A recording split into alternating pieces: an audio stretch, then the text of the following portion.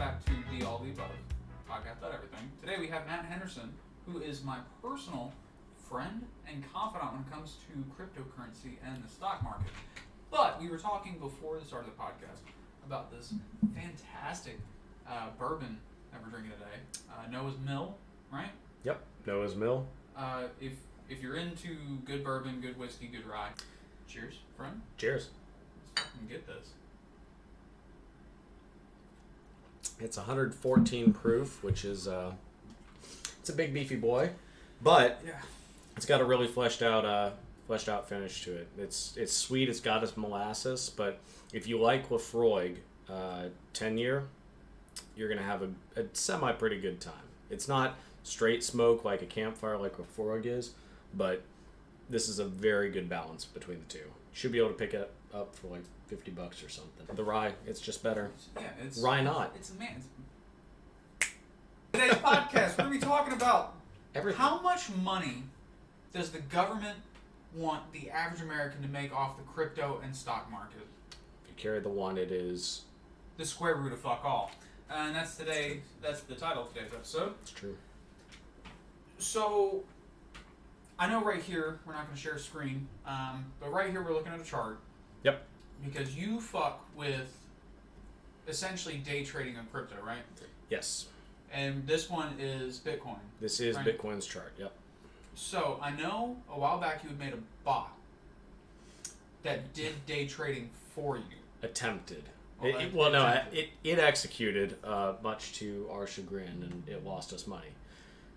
For any of you thinking of making a trading bot to get an infinite money glitch, fun story.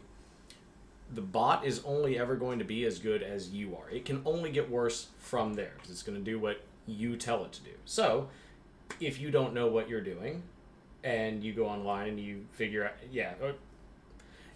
out, oh, I know what the RSI is and what the MACD is. Oh, I know these terms. And then you're like, holy shit. What if I pay money and I can go and I can make like a bot and it like trades? And then you get smart about it. You go into TradingView, industry standard software. You start back testing, learn how to code in PineScript a little bit. It says you're going to make like $63 billion by the end of the month. And you're like, oh, let's do it. Fun story. It's not going to do it. Yeah. You have to know how to trade, and this is great advice, period, if you're just getting into stocks or crypto, especially crypto. It's very volatile right now. There are pros and cons to staking. You're staked in Hex right now, Yeah. making a good amount of money because Hex is popping off where everything else is tanking. It's kind of nice. It is. We don't look at Bitcoin charts to determine what we're doing. We look at our own charts. Yep. Because I think from the inception of Hex, which was, we're on day like 500 and something, so we're getting close to 2 years. Now I came in late. I mean, I wouldn't say too late. What did you get in? I came in at about 3 cents. No. Well, I think my first one was sub 1 cent. I was gonna say you were telling me to buy at 1.8 cents. Yeah, because I had my big stake, which is my big 15-year stake. Which the way Hex works, Hex is not a trade coin. Hex is a stake coin. It's all based off the Ethereum blockchain. You go in, you buy Hex, you stake it. It's essentially a cryptocurrency CD account. It's a compact deposit. CD is compact deposit, right? No idea. Not a I know it's financial compact advisor. disc is a CD, but when it comes to financial, it's certificate of deposit. That's what it is. There we go. And it's instead of being a proof of work like Bitcoin and Ethereum, where that is the proof of work of mining, Hex is a proof of stake, and it's a proof of time, and it's all a time contract. Now, when it was sub 1 cent, when I made that 15-year stake, I ended up with, I think it was 20.8 thousand Hex. Staked it for 15 years. It gave me 3.62 T-shares, which that's the important number. You want T-shares because T-shares is what actually holds the value. It's not necessarily the Hex itself. It's really convoluted. Future episodes, couple episodes ahead. Stick around. We're going to be bringing in some people that are really good with Hex. They know Hex. They're the ones that onboarded me into Hex and explained it to me to the point, and it got me away from, well, I like my money where I can see it. Fuck cryptocurrency, it's stupid. They're the ones that convinced me to look into Hex, and I was like, well, not bad. Because almost 2 years ago at the beginning, to now, I think we are at like 1,500 Hex. Yeah. It's like I think it's 180% like increase. So Hex is really good. I like Hex. I like Hex a lot. I kind of use a similar chart, and you're the one that taught me how to do the charts and how to read the candles and wicks and all that shit. But this bot, you threw out a lot of big words. I'm a smooth brain idiot. It's fair. Explain it to me like I'm 5. Bot Okay. can trade if you link it to your account. Okay. Following? Mm-hmm. All right. If you don't know what you're doing because you don't know how to trade, bot is going to do, by law of nature, less good than you. Okay. If you've linked bot to your account and it's doing less good than you, it's going to lose you money. Okay. Simple as that. So essentially the bot, what you're doing is you're going in, the bot is already connected to the market. Yes. And reading what's happening. So you link your bot to your brokerage. So in this case, it was Binance US. Okay. And you tell the bot to send a signal to... So you link your TradingView account. This is just the way that we did it. We used TradingView and 3 commas. So you go in and you have your TradingView, which is your charting software. You can set alert conditions. Whenever certain conditions are met, it will send a message to 3 commas, which is linked to your brokerage account, and it will activate the trade. Okay. So, but also essentially all you're doing is you're going in and you're saying, hey, I want to buy in at this point, I want to sell at this point. Yes. But at the same time, you've got to run these charts and draw the trend lines so that way you can make a good guess of where all your future orders are going to be, kind of like stock orders? Yes. Okay. So the benefit to having the bot, if you set it up and it works, is that you're generally going to be using a series of indicators. Indicators are any sort of average that is made into kind of a canned sort of device. Okay. So if you pile multiple indicators together and do some back testing, figure out where buy signals, sell signals are, you're able to say, okay, if I have these 3 indicators align and possibly, prices above or below a certain threshold, it will automatically execute the trade and you can refine it from there. Okay. So the purpose of having a trading bot is to effectively scalp the market. Okay.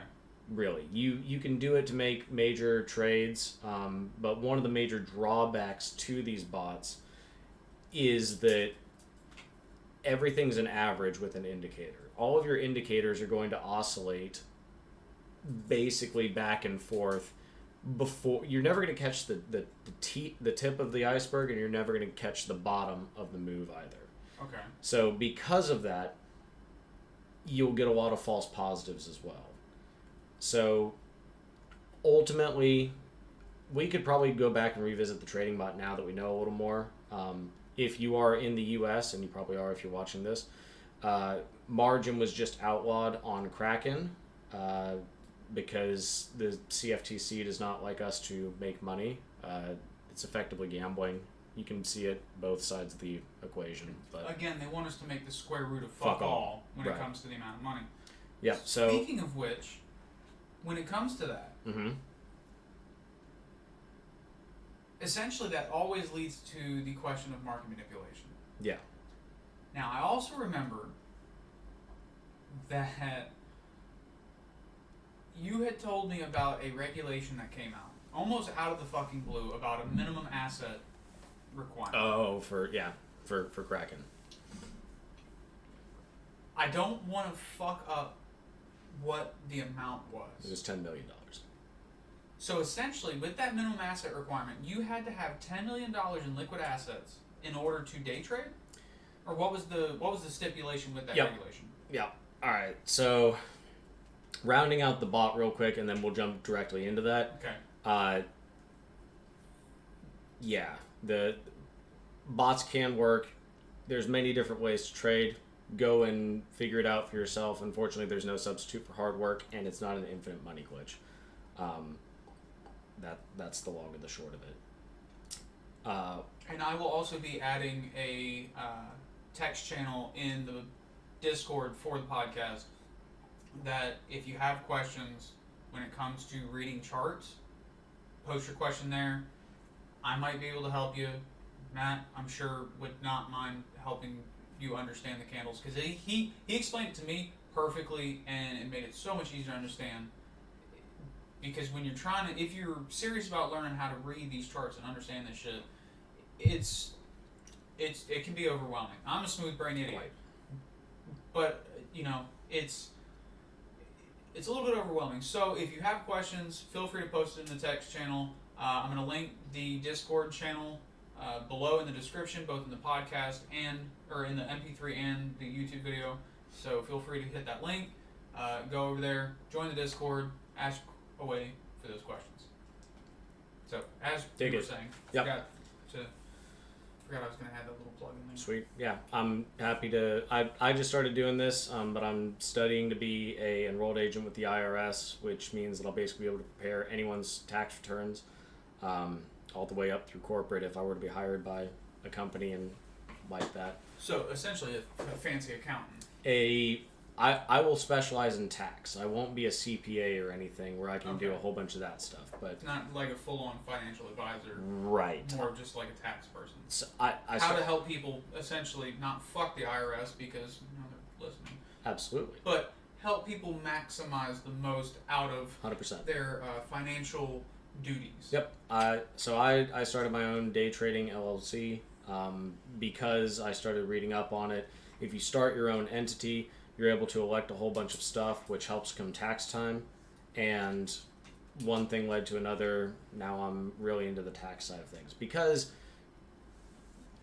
we always hear that the rich make a lot of money and then they don't pay their taxes. Well, the key is that they just take their profits and they recycle them back into their businesses. Amazon is famous for this. And actually there is about 130 countries at the moment that are voting on soon, or it's at least in the stages of being developed, a proposal for a minimum corporate tax of 15%. So these companies that are able to reinvest in their business and utilize the tax code to their benefit will have to pay some sort of minimum tax. Which would probably help the national deficit. Oh, absolutely. If it wasn't going to go into certain people's pockets, but that's a whole different episode. Right? Yeah, that's a whole. We're gonna.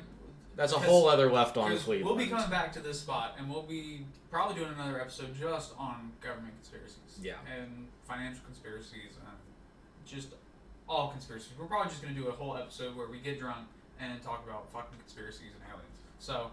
But as far as the crypto goes, so Kraken is a San Diego-based exchange.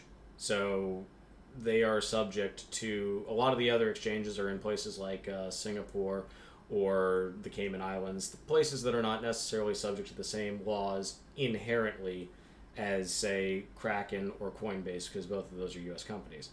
Kraken allowed margin. Margin is basically, margin and leverage are synonymous terms. You are allowed by the brokerage, they will give you a loan effectively for a certain fee percentage of your trade, and they will allow you then to trade with a increased amount of what your normal cash trade would be.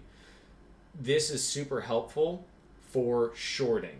You are unable to short versus long. Long is whenever you believe a stock is going to go up. Shorting is whenever you think a stock is going to go down.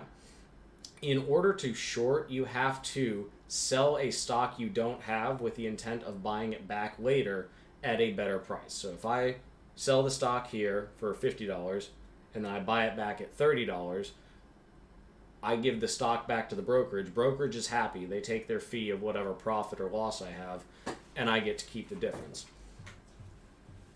Margin is super, super necessary because that's the only way that you can do that. And so when Kraken got busted down by the CFTC. Shout out to the CFTC, the bane of our existence, keeping us safe from ourselves. Yeah. When they shut that down on June 23rd of this year, they said, sure, because cryptocurrencies are not a regulated securities market, and therefore not subject to their rules, you can do it. You can absolutely continue to use margin if you have the small loan of $10 million. I don't even think Donnie T got that. I think you only get a small loan of $1 million. Well, I mean, that's bullshit, though. I mean, because to just come out arbitrarily and say, you know what, fuck you, you have to have $10 million in assets in order to do this. That's literally just keeping the money with the rich, only allowing the people that have access to those funds to actually partake in that. And that's fucking stupid. So that's fucking horseshit. Like, that's absolutely horseshit. It's to protect us from ourselves, and basically when you are using margin, there are some places in the world that allow 100 times margin, which means you can literally take $100 and have the buying and trading power of having $10,000. So obviously, if the price goes up by 1%, you make a bunch of money. If it goes down by 1%, you lose a lot of money. And if you don't know what you're doing, you're effectively gambling. Because cryptocurrency is not backed, I'm sure if you ever had your bank account hacked or something, you know that it's insured. These guys are not insured.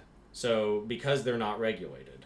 And so the CFTC, from their point of view, wants to just make sure that their consumers are protected. In the same way that the FDA just wants to make sure that we're not all drinking, witch's brews, thinking that injecting bleach is going to cure COVID or something. Like, it is good on the one hand. But as the one-handed economist and a libertarian, I would much rather, be able to win and lose my own money. Yeah, I mean, that's just the freedom of choice. And I mean, I feel like just arbitrary regulations like that are what puts a crimp on the stock market that they and the whole and the economy as a whole, which then leads them to bitch and complain that, oh, well, we need higher taxes to offset that. And that's idiotic. How about I was like, if more people had the freedom to do what the fuck they wanted in the financial market, we would have more financial flow, which would then also boost the economy, stop having all these housing bubbles that fucking, grow and grow and grow and grow and then burst every 6 to 8 years. Instead of having this constant fucking push-pull of the economy, just let it fucking free flow, and the national deficit will correct itself. I mean, obviously, it's not going to be an overnight thing. And this is just speculation. None of this is financial advice. Surely not. So you can't absolutely come after not. Because Yeah. I just said it's not financial advice. Smooth brain, less smooth, but pretty smooth. He's got like 2 whole grooves. All right, where this is what we're working with. Don't take our advice. We're just sitting here bullshitting. That's the whole point of this thing. He's in charge. Lil B up here's in charge. Yeah, Lil B. He boss man. So, talking about market manipulation, let's talk about one of the bigger trading platforms. I like to call it robbing the hood, but the official name is Robinhood. And if anybody listening has used Robinhood, you know what a bunch of fucking crackpots they are. Back in, I think it was probably November, December timeframe, I'm sure everybody heard about Wall Street bets. They were all talking about the GameStop and the AMC stocks on the short sell that Citadel, if I'm not mistaken, or Melvin Capital. It was Melvin Capital. Melvin Capital. Citadel is who provides the financial service for both Melvin Capital and Robinhood. That comes later. But it's Melvin Capital is the the hedge fund that was shorting this stock, thinking, betting heavily to the billions of dollars that it was going to go down. So they drove like GameStop all the way down to like $2 or something a share. That goes back to, I'd have to look at the chart, but late 2020. Yeah, late 2020. Everybody in Reddit, Wall Street Bets, was like, hey, they're going to short sell this if we buy it and buy the hell out of it, Yep. it'll skyrocket and it'll short sell the hedge funds, and we can make money. And so that fucking happened. We saw it happen. Yep. And there's a lot of, average Joe shit the ragman Americans that made a lot of fucking money on that. A lot of money. And good for them, good for them. Some of them, they probably fucked themselves and got way too much money and blew it all. But there's some people that it probably changed the course of their life for the rest of their life. So good on them. That, and you're also sticking one to the fucking government, essentially. So fuck them. But then we saw Robin Hood come in and would mysteriously be down for maintenance right at the peak selling times whenever it was at a dip where people couldn't buy in at the dip to boost that price. All they could do was either be on the uptrend or at the peak. Anything downtrend or dip, you couldn't. It was always scheduled maintenance. No, we all know it's bullshit. They came out and they got found out that it was bullshit, which I don't think there was ever any repercussions for that. No. I think they just got away with it. It's kind of like the 2008 financial collapse. A whole lot was said, and a whole lot was investigated, and I don't believe anyone ever truly went to jail. Which, Melvin Capital should be shut the fuck down, and everybody there should be going to fucking jail. Pretty sure that they actually closed their doors. Oh, for good? I'd have to do a quick Google, but I'm going to do that. Yeah, we can do that right here. Because we then saw, I brought that up with the whole GameStop and all that because of that we saw the shift from stocks to cryptocurrency. Yes, meme stocks.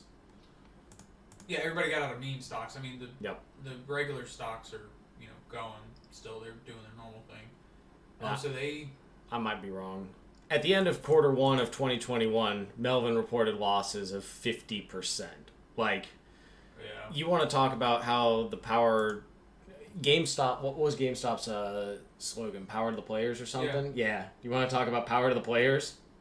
Yeah. Yeah, and the average American did it. Yep. And so that's where market manipulation comes in. So fundamentally, there's several types of different classifications of what goes into why stocks trade as they do. You've got technical analysis, which is going to be the science of candlestick charts, any sort of indicators, looking at the hard data and then making a determination based on it. I'm of the school of belief that everything stems from technical analysis and that the market always knows what it's doing. A good example of this would actually be on May 13th of this year, whenever Elon announced at 6:06, because I went and looked it up, that, Tesla would not be accepting Bitcoin anymore. He had posted earlier at about 5 a.m. some arbitrary graph that was like, hey, we're killing the planet based on Bitcoin. And it's like, well, we're killing the planet, period. But it's not just Bitcoin. Weird place to draw a line, especially after you pump it for so long. Yeah, you pump it and then be like...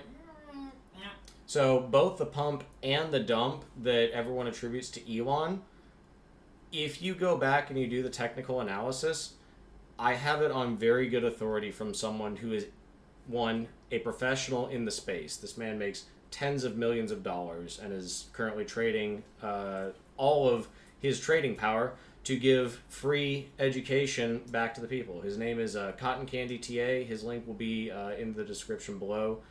Check him out if you're interested in technical analysis. This man is truly amazing. He has so much free education to offer. Anything from literally this is what a Bitcoin is and how you can, all the way up to he is breaking the technical analysis side of the day trading space. He's brilliant.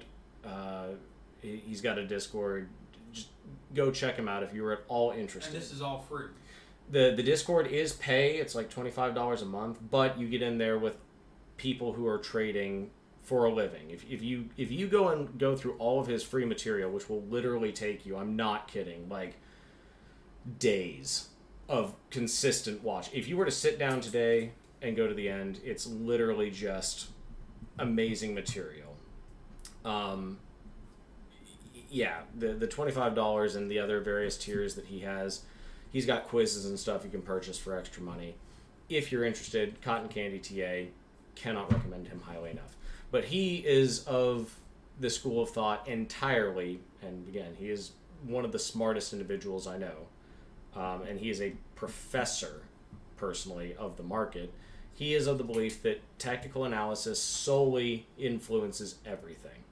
And obviously, I found him right as the Bitcoin crash happened, whenever Elon caused it to happen on the 13th. Yeah. And I went into his Discord and on his stream, and I was like, Elon caused this to shut down. This is obvious market manipulation. And he was like, nah. And I was like, but yes. And he was like, but no. So what, and he can speak to this because he has been asked to run hedge funds before. Think of it this way. Elon has a following, yes? Elon can obviously affect change, yes? However, but even if Elon were to affect change with 500,000 of us smooth brainers who are trading, maybe if Bitcoin's $35,000, maybe we're trading 0.1 of a Bitcoin. So 0.1 times 500,000, we're looking at what? 50,000 Bitcoin. So 50,000. I don't know the mathematics, but we as individuals pale in comparison to these hedge funds that trade off of technical analysis. So what Elon and Tesla do is whenever they were going to buy into it, they will preemptively decide what they're going to do, and they're going to have two plans. If it goes up, we release this press release. If we go down, we release this press release. Regardless, we all hated Elon whenever, stuff dumped, and we're like, oh, this, that. His name's in the news. Tesla's name is in the news. When you're in business, any news is good news. So it's all when publicity. When there's market manipulation, there is market manipulation, but it is not necessarily fundamentally. That's the other thing, is fundamental analysis. There's technical analysis, the charts. There's fundamental analysis, which is going to be looking at a stock's underlying value and really just deciding what the company is. When Tesla linked and invested $1.5 billion in Bitcoin, that tied their fundamental analysis of their company to Bitcoin. Obviously, therefore, Tesla stock, whenever they announced they're not going to support Bitcoin anymore, major shift on the fundamental analysis side. When it crashed, though, and whenever it bought in, if you go back and look at the graphs and the charts and stuff, it's already primed to move up. They are capitalizing on capitalism. Yeah, right. They are capitalizing on the move. That's all that it is. Okay. You've got a whole team of Elon may run his own account, obviously. Okay, cool. As far as Tesla goes, for buying $1.5 billion worth of stuff and selling it and all of that stuff, there's a team of marketing directors. There's going to be a team of hedge fund managers, financial advisors, all of the above that go into this. And they will, once they see a point of no return, somebody will make the call, they'll enact plan A or B, and thus everything will happen because of that. Market manipulation is a thing on the technical analysis side of things, but on the back end of it. Market manipulation happens because the very, very smart individuals, the top 0.001% of traders in the world, recognize what's going to happen, and they're working with the people that have large accounts to make a difference where we can't. Okay. So the reason why the GME, GameStop, and AMC stuff is so interesting and why it has regulators and everyone's scared shitless is because for the first time ever, we as individuals banded together and actually genuinely took it to them. Like we quoted Melvin. Screwed the hell out of them. A hedge fund lost 50% of their worth. And that's a lot. That's multiple billions of dollars. That's a lot of fucking money. Billions of dollars. Hey, It's more than what the government did for stimulus packages. Hey, yeah, you're right. It's like what Trump thinks he's worth of of losses. God, no, I don't even think that's even close to what he thinks he's worth. He thinks he's worth, I think, like $6 or $7 billion or something. Yeah. Who knows? And I think I'm worth a fucking egg salad sandwich. Well, the difference is you would be right. Yeah. my shit's accurate. Alright, so moving through that, talk about market manipulation. Let's talk about what pushed people from stocks to crypto. Perfect, actually. Because it was that GME spike. Yeah. And how Robinhood was fucking people at the peaks and the dips. Yep. Now, we saw that transition to cryptocurrency, and we saw it a lot with Bitcoin when Bitcoin fucking skyrocketed to, what was it, 68,000, almost 70,000? 64 change is where it topped out.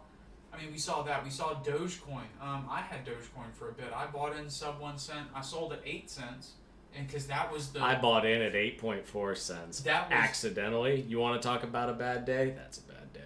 Okay. I sold at 8 cents because I was like, this is as high as it's going to go. We touched 10. Right, yeah. Holding at 8, we're good.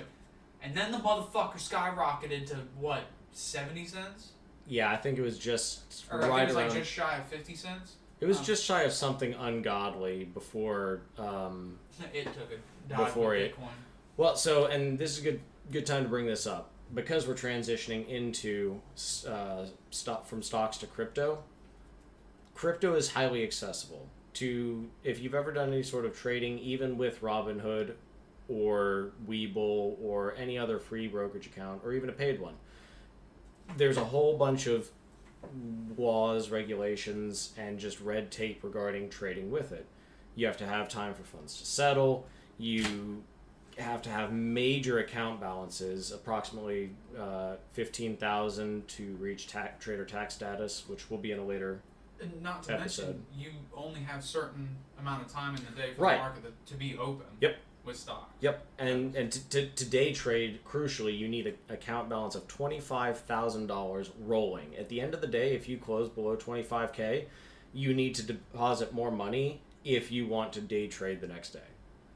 This barrier to entry is what people love about crypto. You can any amount of money. There is no entry wall. There isn't. Less the fees to get your money in there, and it is a little more complicated in some respects. But ultimately, that's why we love crypto, is because it's 24 hours a day. Also a pain if you're trying to get into trades and stuff, because if you ever want to try and go to sleep, No. fun facts, it's still up. So that's the benefit to... That's actually a really good way to bifurcate this. The stock market. The stock market has the CFTC, Commodity Futures Trading Commission, the SEC, the Securities Exchange Commission, I don't know, and generally a whole bunch of regulation. This regulation is put in to keep people in their lane. So you can't lose all your money. You can't be trading back and forth with funds that are unsettled and all that jazz. It's a lot more red tape, but it's a lot more secure. Crypto is the wild, wild west. But that being said, it has way more benefits than it does not. And ultimately, if we ever do get regulated, it's going to be interesting to see how it's handled. Crypto is currently taxed. It is not a security. The IRS defines it as property, and so it is not taxed as ordinary gains or losses if you've elected mark-to-market. It is solely going to be capital gains and capital losses, whether you reach certain statuses or not. But crypto allows you to break into a market with no barrier to entry. It's available anytime, and I can guarantee you obviously, everyone heard of Bitcoin back in 2017. If you're like me or him, probably whenever you're coming up in high school and whatnot, you went and you mined a little Bitcoin and then you forgot about it, and now that's in a landfill somewhere. I never mind. I wasn't a computer nerd until I became an adult. Fair enough. I was always engines, man. That's right. I'm Yeah. a knuckle buster. Yeah. This is why he can actually fix things. I mean, And hell, I'm wearing a Chevrolet Speed Shop shirt. yeah, Almost all my shirts are car related. I'm wearing a turtle because Are you turtle enough to join the turtle club? Turtle. But see, no, I feel like in America or in the U.S. we already have a higher regulation on crypto than the rest of the world because you've got Binance. Well, that's that because the of the rest of the world CFTC. can use, but we can't. Right. And there are certain cryptos that we can't purchase Yep. at all unless you have a VPN. Now, with that being said, yes, you can get a VPN and you can kind of bypass that shit. Good luck. But if something gets fucked, and you inputted the wrong address, the wrong crypto address, and you're on a VPN, the U.S. can't help you. You can, from what I understand, you can kind of get help if it's through the U.S. It would be. I don't know. Like, actually, from my understanding, from what I've read and from what I've heard from other people, and it's mostly what I've heard, is that if, like, let's say you're using Coinbase, and you fuck up a number in the crypto address. Yep. Coinbase will help you get that money back. They will help you do that. But if you're using like Binance Coin through a VPN, once you lose it, that's it. You're fucked. So it's gone. There's a lot to unpack there. And it's crypto in a nutshell. We got time for I know we do. I know. All right. So, using a VPN. Why would you use a virtual private network? Because in the U.S. we have the stock market and we have the CFTC and the SEC which regulate it, and it's nice and happy. They also want to keep us safe from ourselves in the crypto space. It allows you to take a little bit of money, turn it into a lot of money, or turn it into zero money. What he was talking about beforehand, there's multiple things to explore here. Wallets, exchanges, where they're based, VPNs, and why the U.S. is different from the rest of the world. So it all stems back to the SEC and the CFTC. They can't regulate the crypto market, therefore they don't want you effectively gambling with your money, other people's money, technically the brokerages, and that they're trying to save you from yourself. So what we see is we see Binance US and other US based specific exchanges versus Binance. Binance is for the rest of the world. It's going to be having a smorgasbord of coins and stuffs, and it's even going to have a different coin, BNC, Binance Coin. Yeah, BNC. Versus BNC US. No, sorry, BNB. Yeah, yep. That's Binance. Yeah. Like it to be in the US and a few other places, we're talking about like dictatorships. Other dictatorships are giving away Bitcoin, Venezuela. But we are money's worthless. We are kind of the North Korea whenever it comes to cryptocurrency, because there's a dictatorship-ish hold on it, but if you look to the reasons why, it's for genuine good reasons. It's to stop people from blowing all their money or being taken advantage of. They can't secure the funds. So that can be a whole other thing in and of itself. But basically the CFTC on the one hand, they want you to make sure that you keep what's yours, and they don't want you to just lose everything. On the other hand, there's us that say, I'd like the pleasure of doing whatever I want. Yeah, it's the choice. Yes. It's the freedom. So, say you want to do whatever you want. Hey, why don't you go and log on to Binance? You've got a VPN, virtual private network. You can pretend that you're out of France, where it's legal to be on Binance. Why would someone want to go to a different, not U.S. Exchange? You can have margin rates. We had 5 on Kraken before. Now it's back to just spot, just normal trading with your cash. It's a 1-to-1 sale. You buy, you sell. It's always 1-to-1. Other places other than the U.S. that are not regulated by our laws allow up to 100 times trading. I think I mentioned earlier that you could take $100 and you could be trading with the buying power of $10,000. Gives you the ability to absolutely make and lose more. The difficulty with the VPN is after the turn of the year, when we went from meme stocks suddenly drive interest in crypto, and crypto just explodes at the start of the new year, suddenly the IRS is like, we need to be able to tax this. We need to get smarter about this. And so, in conjunction with the IRS, the FTC, CFTC, U.S. government coming together, that's why we're not allowed to play with all the toys that everyone else is allowed to play with. See, and that's why I voted Libertarian. Personally, me as well. I understand that we have to have government. Yep. There has to be somebody that makes the rules and shit. Yep. I just think there needs to be fucking less. So... Because, like, the IRS, okay? Let's say you don't pay your taxes. IRS comes, and they fucking arrest your ass. Yep. And they charge you with tax evasion. Here's the caveat, though. Where's the law that says I am federally required to pay income tax? So this gets into your realm of having research stuff. Because I know this because there was a few years ago, I was living in Virginia. Mm-hmm. There was a law firm that was like, we will give you $200,000 cash if you can show if you can find the law that states that you are federally required to pay taxes. Bad. And it was a law firm. Yeah. So I went to the law firm and I was like, let me see your tax books. Let me see your tax laws. And I scoured every fucking line. There's no federal law that requires you to pay income tax. But yet you can still be arrested, charged, and have your life ruined by the IRS because of that.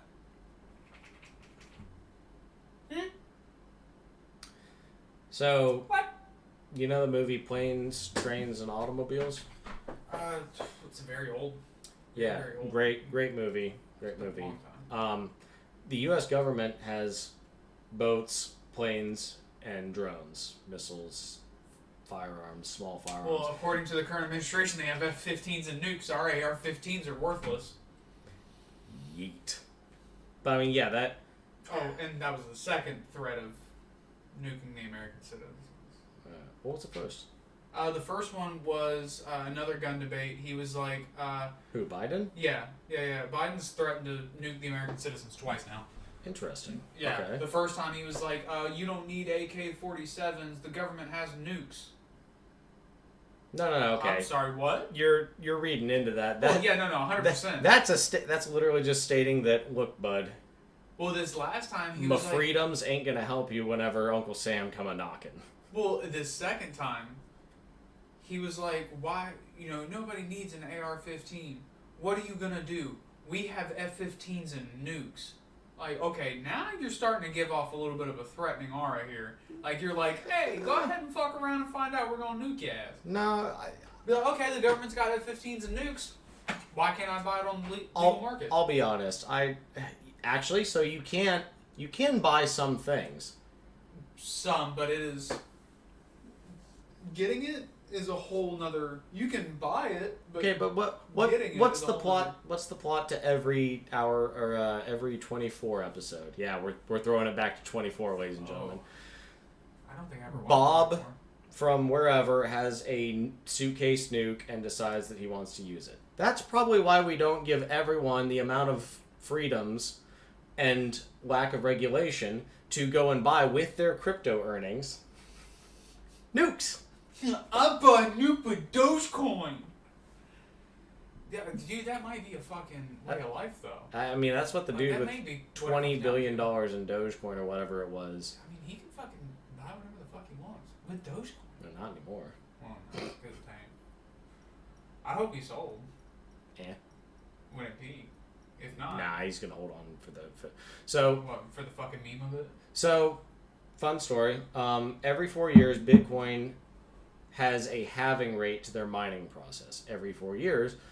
Because when you have the mining rate, you are able to produce fewer Bitcoin for the same amount of work by a factor of 2.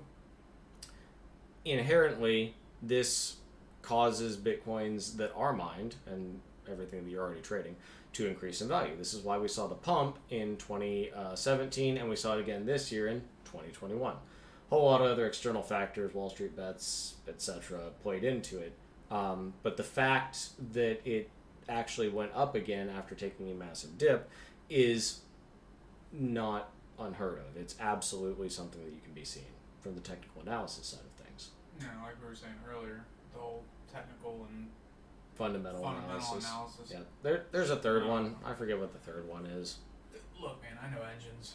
That's fair enough. I know how to build shit. I know how to fix shit. I wish I knew I something. got lucky rolling into this hex thing, and I've made some money off of it. And I've got, like I was saying earlier, that 15-year stake. Yep. I staked 20.8 thousand hex coins. I staked it for 15 years. At the end of that 15-year, when that stake ends, because with hex, when I stake it, I accrue more hex every day. Right. So I staked 20.8 thousand.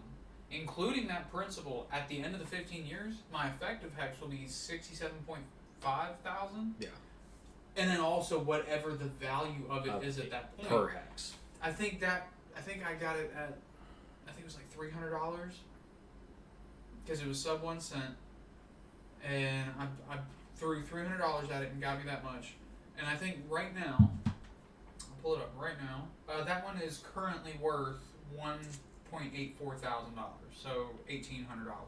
Yeah, hex. And that was $300. Hex is currently at like 8.2 cents right now. Yeah. After peaking out at about just under 10 cents. Oh, you pulled hex up. I did, and you know what? What makes me super sad is that like back here is when you're like, hey, at 1.8 cents, you should buy in. And I was like, nah, I got my money in other stuff. Fun story, and this is good segue as well. Everything runs off of Bitcoin. If you put any sort of chart against Bitcoin, 99% of the time it's going to follow it. Mm-hmm. Why? Because Bitcoin is the gold standard, effectively, and all of your altcoins and stuff effectively are just derivatives of Bitcoin. So, like I talked about how we are inconsequential to the financial market on our own as individuals, hedge funds and stuff, there's other types of bots called arbitration bots. There's several different types of bots, but this arbitration bot it's the reason why all of your exchanges are roughly the same. Okay. And why everyone's trading roughly at the same rate. Because there are bots that will specifically look for a predetermined amount of difference from one exchange to the other. They'll buy in a massive quantity, sell it, and boom, Bob's your uncle. Yeah. Yeah.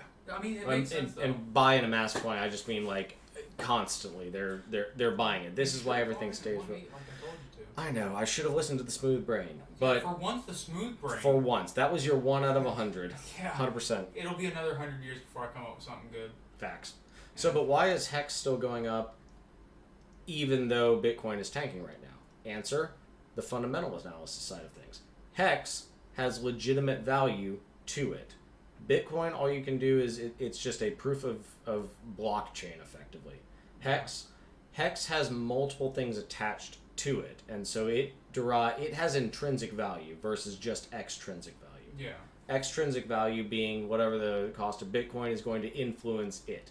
Time is going to influence it in your extrinsic, but all of those things are separate from the intrinsic value, which is what you could currently sell it for. Okay. So why is this effectively quadrupled? And just even more so disregarding the Bitcoin chart. Yep. That I don't know. It's because Hex, and you can speak more to this, the actual behind the scenes of what they're doing with it, but Hex is the precursor to another project, and you can invest in this so that you can then get to this other project. That's what gives this thing intrinsic value. That's why there are some things, Polygon, ADA, both of those are kind of like Ethereum. That's why Ethereum is so much, because it has actual intrinsic value. That's what everything Well, and Hex runs off the Ethereum blockchain. And why? So take it away, Penny. Why is? So I don't know. So this new program that the founder of Hex did, Richard Hart, which I'll attach his Twitter link. Essentially, from my understanding, and again, this is going to be in a future episodes. We're going to be bringing in some Hex experts. Some Hexperts. Hexperts, yeah. Hexicans is what. Apparently, anybody that's in the 5555, which is the 15-year stake, because that's how many days it is 5,555 days. Oh, bet. you're considered a true hexagon. I don't fucking know. I'm just here. I just do what my sister tells me to do. It's pretty simple. Very racially great material you got there. I'm like, I don't know.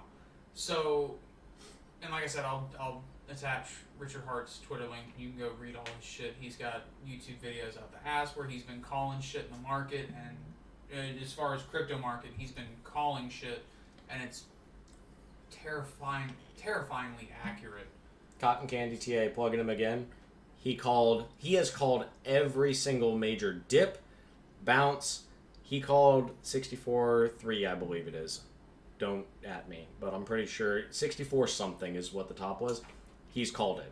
I think Richard Hart called it as at a 60. Well, because it top was what, 63? 64. 64. Well, look, to be sure, because I've spoken. I think he called 64.4. From my understanding, he's creating Pulse because he's like, hey, you guys, everybody that's invested in Hex, we wouldn't be here if it wasn't for you. Yep. And a lot of it is the new people that are coming in.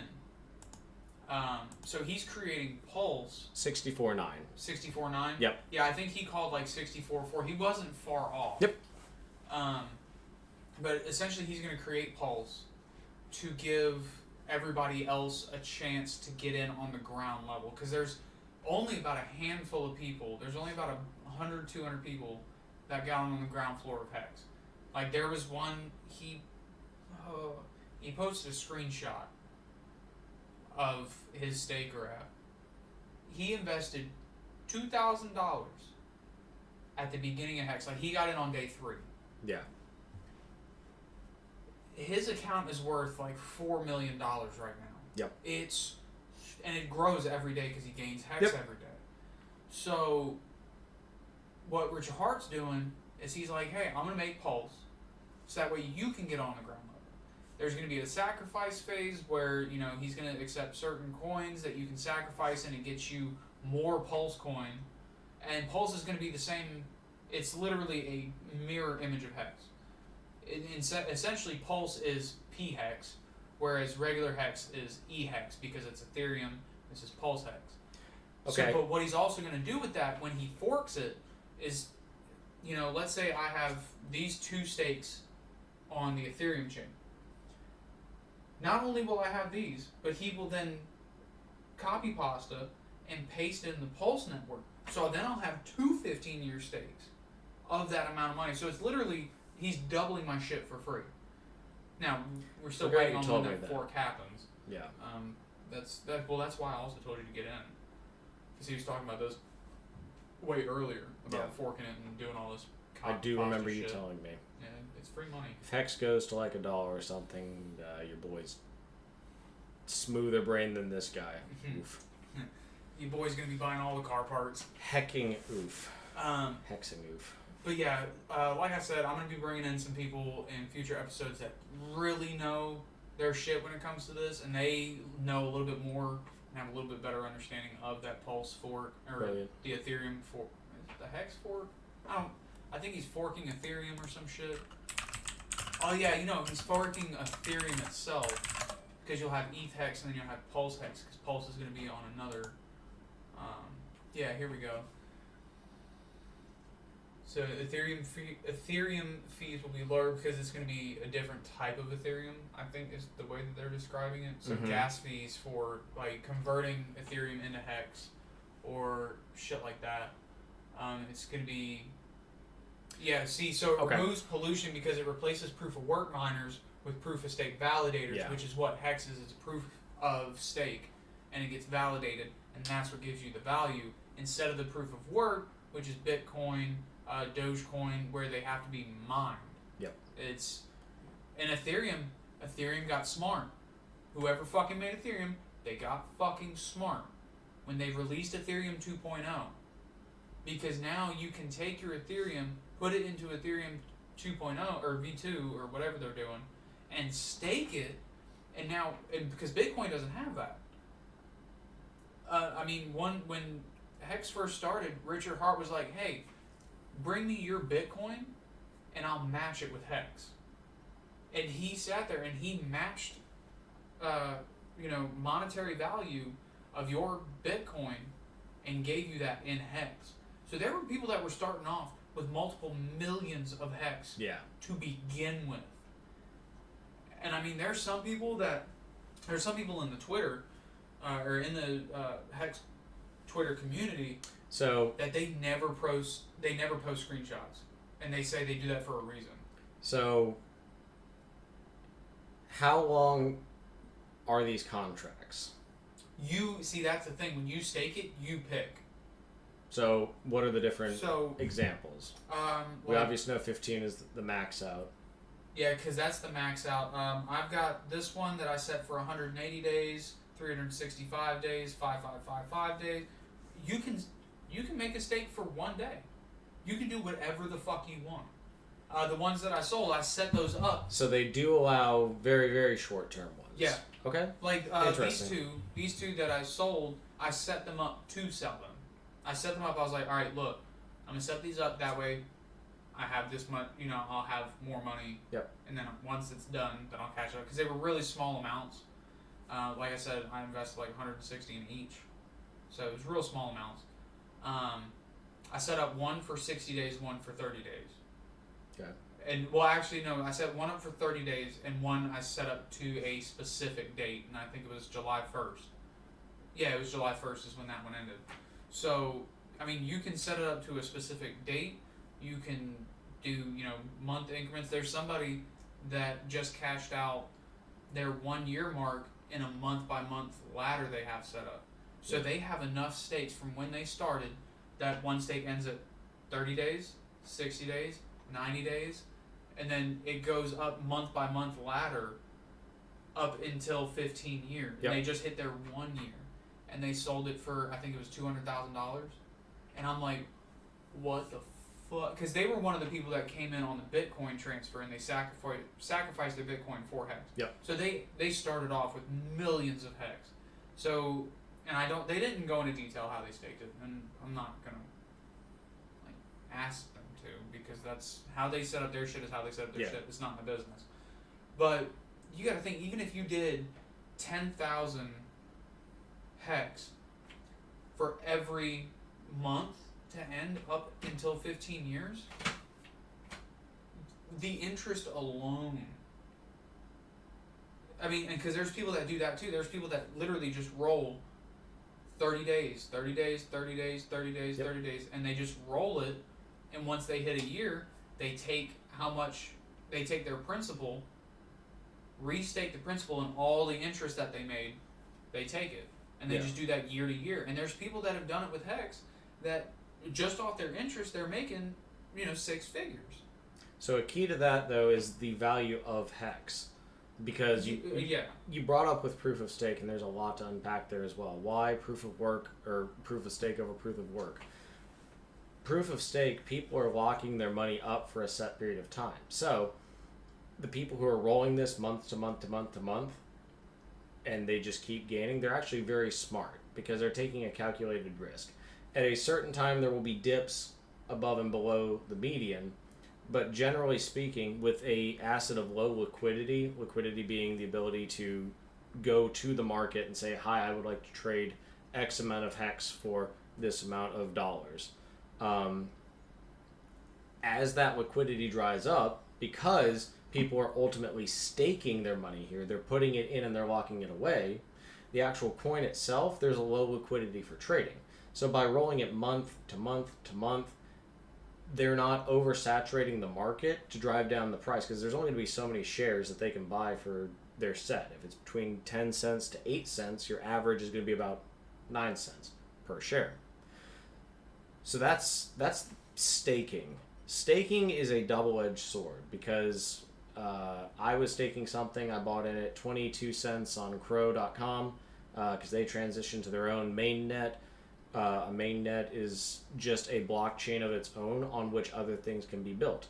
Binance was worth like 17 cents 3 years ago. Now at its peak, it was worth like $640 a share or something ridiculous. But with proof of stake, you're locking money away. I had crypto.com Crow coin for 22 cents a share. That was right before the crash happened here, the retraction, I should say. And because my money was locked up, I couldn't get to it. Ultimately, I think I'm going to lose probably about 40% on this investment because it was locked up. So this is why proof of stake works, because you've got the resources there. But the reason why it works on a company side of things, business side of things, rather than the blockchain side, is that the money is there and it's tied up. They're able to do with it what they want to do, and their stock price will reflect that. It's not going to be subject to as many dips and climbs. So the reason why Hex is going up when Bitcoin and everything else in the crypto market is going down is people are staking long term. They recognize and see through fundamental analysis by talking to these people on Twitter and Reddit and whatnot. Telegram and all that. Telegram, yeah. Reddit. WhatsApp. Love Reddit. Whatever have you. They're seeing all of these different people making all of this different money, and it's too good to be true. So FOMO kicks in, fear of missing out. The same reason why AMC, GME, Dogecoin, all these things pop off. Well, and that's also why they dump so quickly, because Yep. they're like Dogecoin is literally a pump and dump, whereas Hex, we don't, like, we say it all the time in the Twitter and the Reddits and the Telegrams, we aren't a pump and dump. Yep. And see, and it's good for me because But why aren't you a pump and dump? well, There's I two was main with reasons. Doge Yeah, but for Hex, there's two main reasons why. because it's proof of stake validation. Yep. Coin, so I don't have to pump and dump. I'm gonna gain interest on it every day. Yep. So you believe in the underlying intrinsic value of the company. Yeah. And its longevity because you have it staked for 15 years. Because I know that, I can actually, I'll show you this. Yep. So, I'm a cool crab, which there's 12,283 users own less or greater than 0.00001% of shares each. And we gained 25 of those today. I'm 4,300 in the lead out of 12,000. Interesting. Okay. So the more Hex you own, the greater your return on investment is. So the Smart. top one is Prosperous Poseidon. That's greater than Alliteration. 10% of shares. There's nobody in there. Really? Okay. Winning Whales is greater than 1% of the shares. Mm-hmm. There are 13 of them. And they are just... There are 101 users at greater than 0.1%. There's 905 users at greater than 0.01%.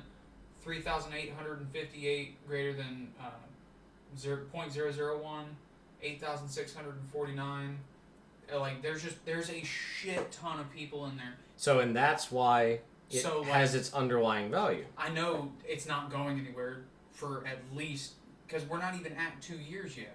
Right. So I know that I got at least another 13 years. Yep. And who knows, in 13 years, it could be worth fucking zero. It could be. And that's why... I haven't spent more than $1,000 in this crypto. That's why your whole pump and dump on Dogecoin and other meme stocks is a thing.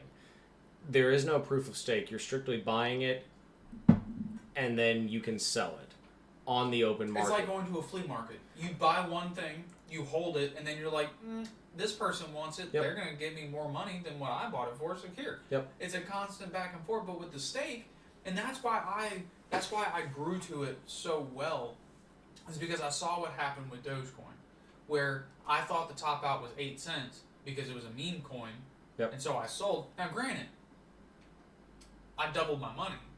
Actually, I did more than that. I made a good bit of money off of that. I lost a lot of money. But then I saw what happened where it fucking skyrocketed, and I was pissed. Well, that's your fear of missing out. FOMO.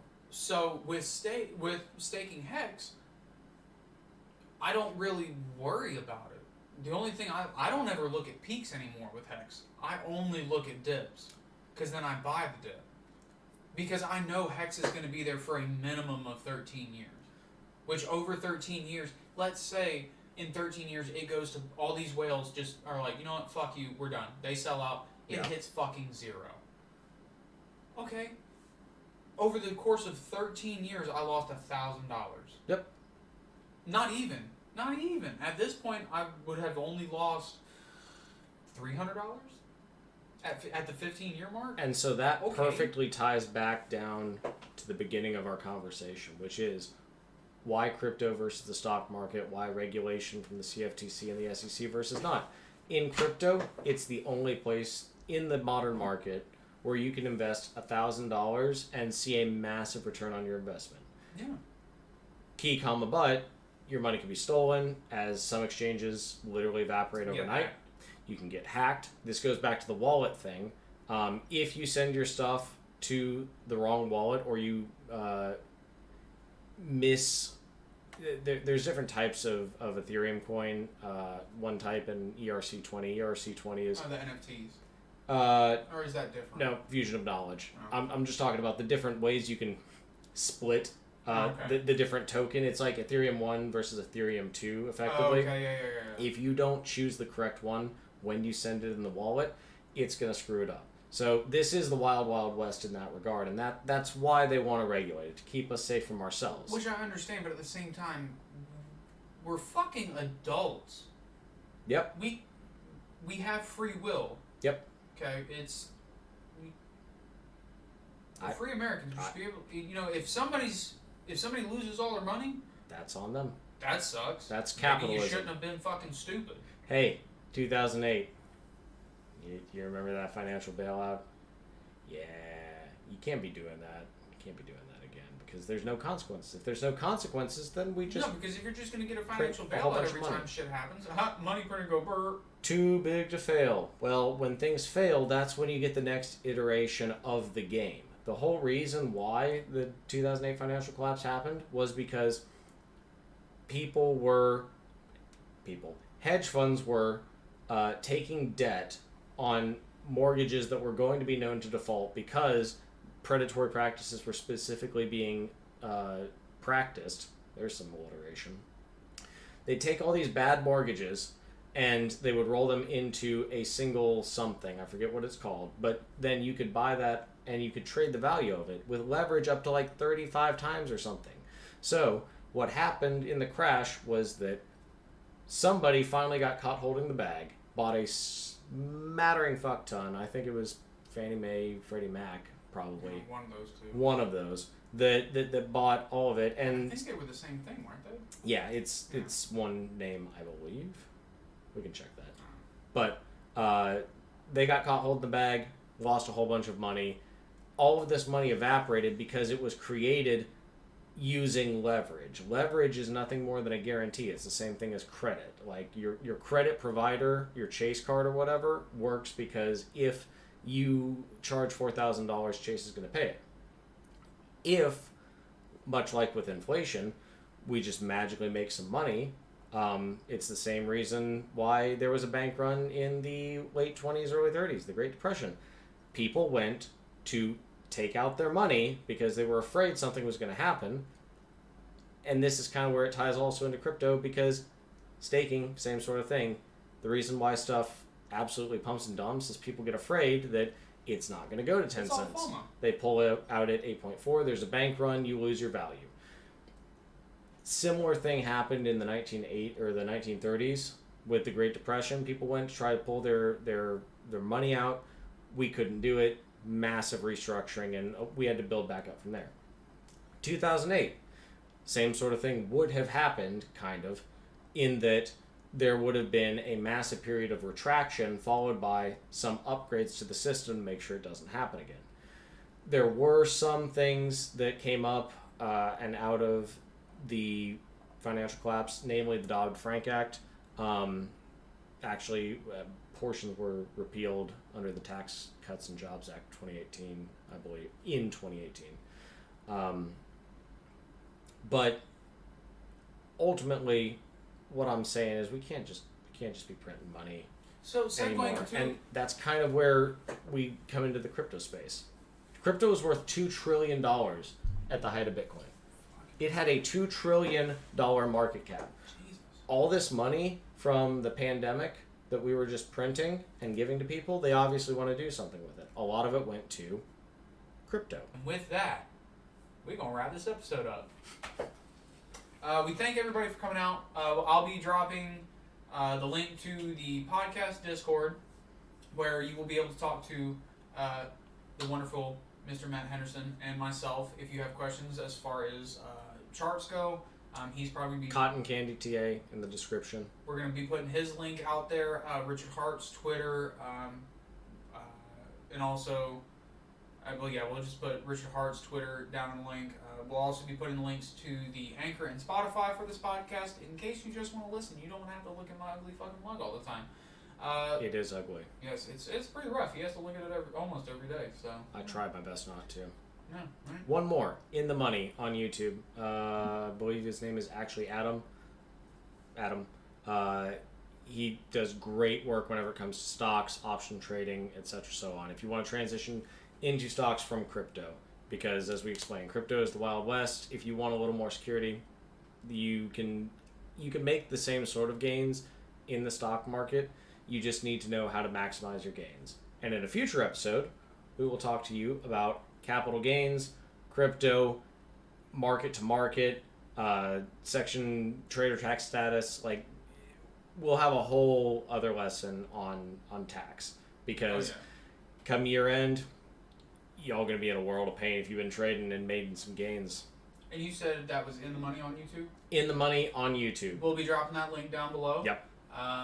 Good guy. So, Matt, thanks again, man. Thanks for coming on. Thanks for talking about crypto and all the fucked up shit that is the world. So. Yep.